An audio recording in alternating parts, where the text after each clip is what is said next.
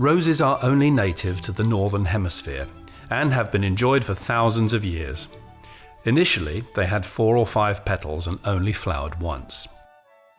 Over 2,000 years ago in Asia Minor, gardeners selected natural hybrids of roses with more petals and fragrance, and these were very much enjoyed by the Greeks, Egyptians and Romans. During the Crusades, many of these roses were brought to northern Europe. In the Middle Ages, roses such as damask roses, Gallica roses and centifolias, the rose of 100 petals, were widely grown. In 1812, a natural hybrid between a China rose and the damask rose occurred. This rose, later named the Bourbon rose, repeat flowered later in the year and was the forerunner of our repeat flowering modern roses.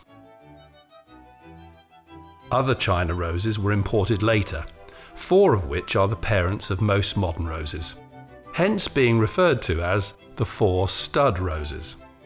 Hybridization of the China roses resulted first in the tea roses and, during the 19th century, the hybrid perpetual roses. Developments led to more compact repeat flowering roses and eventually to the classic hybrid tea rose, such as Peace, introduced in 1945.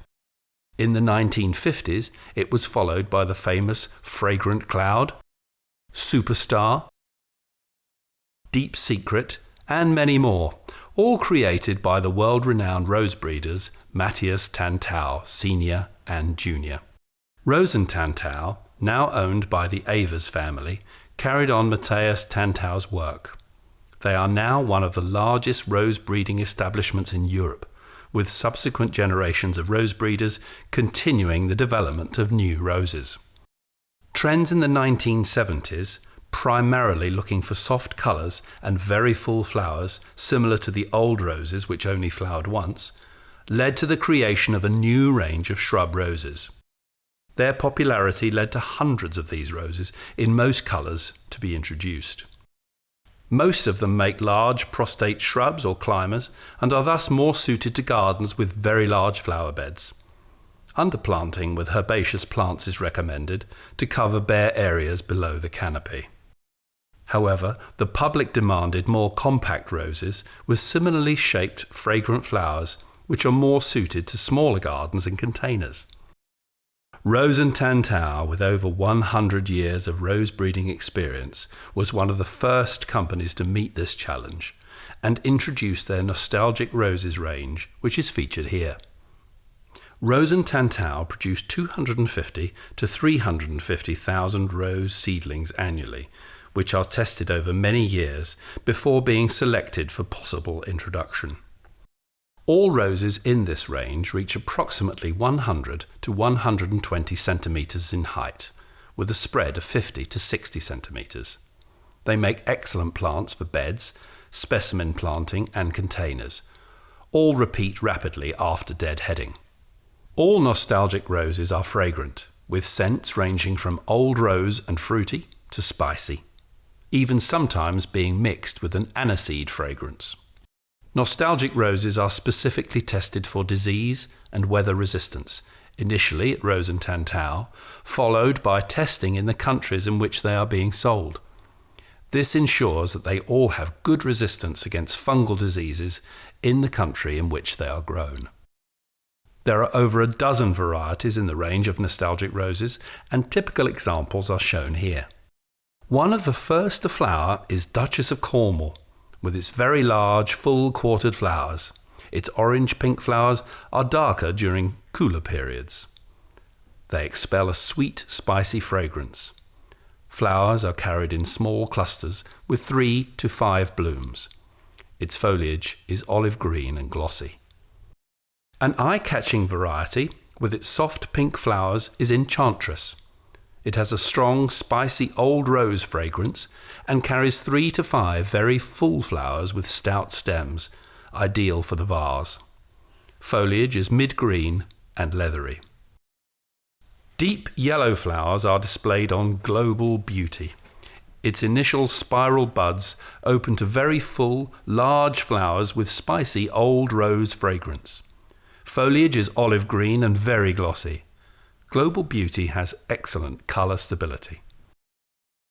Lavender Ice displays very full, clear, lilac-coloured flowers in small clusters of 3 to 5 blooms.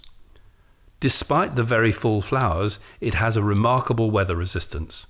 Its foliage is dark green and glossy. It is one of the most compact varieties of the nostalgic roses. Nostalgia was the first in this new range and has already been enjoyed for several years. Its spiral-shaped buds open to large, cup-shaped and fragrant flowers. The white and red colour combination of the flowers makes Nostalgia a very novel rose. In addition, the glossy red young foliage matures to a dark green, both colours complementing the flowers. Perfect Harmony displays large flowers in a yellow and pink colour combination, which expel a sweet fruity fragrance. It has a large veined foliage, mid-green and leathery. This soft pink variety, Pink Martini, has globular buds which open to very full, cup-shaped quartered flowers. Blooms are carried either singly or up to 3 on stout stems, and they expel a spicy fragrance reminiscent of a bygone age. Foliage is large, mid-green and leathery. Proper Job displays large, full burgundy red flowers with a strong, spicy old rose fragrance. A proper rose, as the Cornish would say. It has a very attractive mid-green, semi-glossy foliage on top and an unusual grey-green colour underneath. Our most fragrant of the nostalgic roses is Pure Poetry. Old rose fragrance with a hint of fruit emanates from its large, quartered, deep burgundy red flowers. Blooms are carried singly or in small clusters on stout stems. Its foliage is dark green, leathery with a lighter reverse. Placed in a vase indoors, it will spread its very pleasant scent throughout the room. Rachel carries 3 to 5 spiral buds, which open to large peach pink, very full flowers with attractive frilled petals. It has an excellent fragrance with a hint of spice and fruit. Rachel's foliage is large, veined, mid-green and leathery. A slight variation in habit, Sweet Child of Mine has smaller flowers which are carried in clusters of up to 12 on stout stems. Its flowers are pure white and very full, and expel a fragrance with a hint of aniseed. Sweet Child of Mine has excellent weather resistance compared to other white roses. The abundant foliage is mid-green and glossy. Several new varieties with different colour combinations are currently being tested, and these will be introduced once the tests have been concluded successfully. All our roses undergo strict tests before being introduced to ensure that customers can grow these roses with confidence. As a result of this long testing and selection program, it takes on average 10 years to create a new novel rose. Nostalgic roses are very versatile and are not only suitable for planting in the garden, but can also be planted in containers for use on patios, terraces, balconies and roof gardens. The compact habit of the Duchess of Cornwall, its early flowering and fast repeat makes it ideal for large planters. Roses can also be underplanted with compact annuals. Compared to many shrub roses, nostalgic roses carry their flowers on stout stems, making them very suitable for cutting for displays, indoors or in bouquets for special events such as anniversaries and weddings. Most nostalgic roses have a vase life of up to 8 to 12 days. Typical applications are shown here using only Pink Martini and, on another occasion, a mixture of nostalgic roses in wedding bouquets. Nostalgic roses are available from many rose growers and garden centres. The website roselocator.com provides full details of each variety, as well as growers and suppliers of nostalgic roses.